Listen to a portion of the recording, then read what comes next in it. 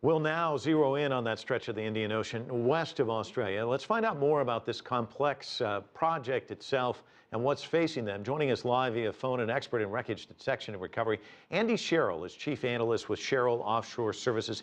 Andy, we were talking to Seth Kaplan earlier, and he brought up the Air France crash.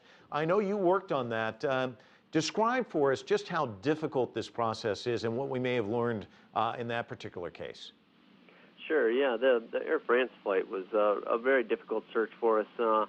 One being that it was in such a remote part of the ocean, halfway between Africa and Brazil, and two being they didn't find any floating debris for almost 5 days, which left a huge circle around the last known position of about 40 nautical miles radius.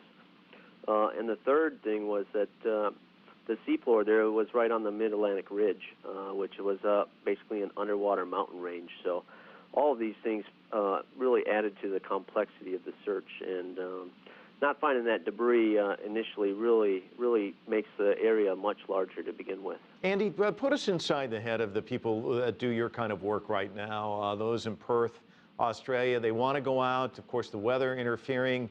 That's tough terrain. It's difficult to get to. Tell me about what it's like to be involved in one of these operations and what must be going through their heads right now. Yeah, it's dealing with weather is always a factor in the ocean, and it's a frustrating factor, and you just gotta push through the rough days and essentially ride them out, and you work towards the calm days and you try to be as productive as possible. But in a search like this, where the days are continuing on, and the pinger life is going down every day, that is frustrating, because you are working against the timeline to find those black boxes. At least the pingers, utilizing the pingers to find the black boxes. The data will still be good in the black boxes long after the pinger life dies. Well, let me ask you about that, because everyone's making a big deal out of this. We're on day 17. These go for about 30 days. Is that the primary concern at this point, is to get to those? It is a key factor, because they do hold the information to what happened, hopefully, on that flight. And with the voice recorder usually sheds a lot of light on it. This again is kind of a unique case, because the voice recorder only records the last 2 hours of the flight, and this one seems to have gone on for 4 or 5 hours after it made that turn. So but combine that with the data recorders, and hopefully it'll give the investigators, what the information they need to determine what happened on the flight.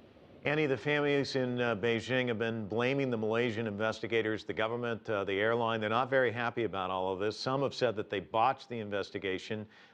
You've been involved in these before, so take us inside. What's your take on all of this as you watch it from the sidelines this time around? It's really frustrating for them, I'm sure. I mean, I can't imagine going through that myself. And we've met with families on previous airplane crashes, and they show frustration, and rightly so. It's been a long process already, and as you know, with Air France, it was over a 2-year process. But it's just a matter of finding that floating debris first. Once we find that debris, then we can hopefully do a reverse drift calculation and get a more accurate, smaller area to search in to look for the black boxes and the rest of the airplane wreckage. And I think we just got to maintain the focus of trying to, find the wreckage and get that closure for the families. Andy, take us through the process. How do they go about finding the wreckage? How do you approach this? So, we get that.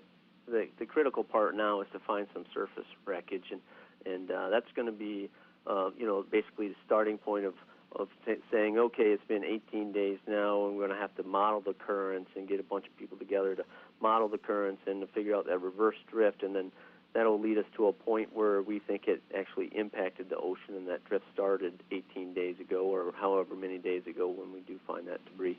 And then we'll bring the ships out there. If it's within the 30 to 45 days, we could deploy the pinger locator system, which can listen for the underwater pingers that are on the black boxes. If it's beyond that time, then we'll use AUVs, autonomous underwater vehicles, or deep water towed systems to sent down to the seafloor, and they fly above a seafloor at a certain height, and they'll basically go back and forth and map the area. They'll come back after about a day. The autonomous vehicles come back up about a day later, 24-hour period, and come up, and you download the data, review the side scan sonar data. They can also take underwater pictures. In Air France, we used them to map the entire debris field, and we took over 85,000 pictures. So, once you can start to focus in on the area and find the debris, we can make some really detailed and highly accurate maps of the area. Andy, the investigation. Andy, I have to ask you: is this rewarding work, or is it frustrating work, or is it a mixture of both?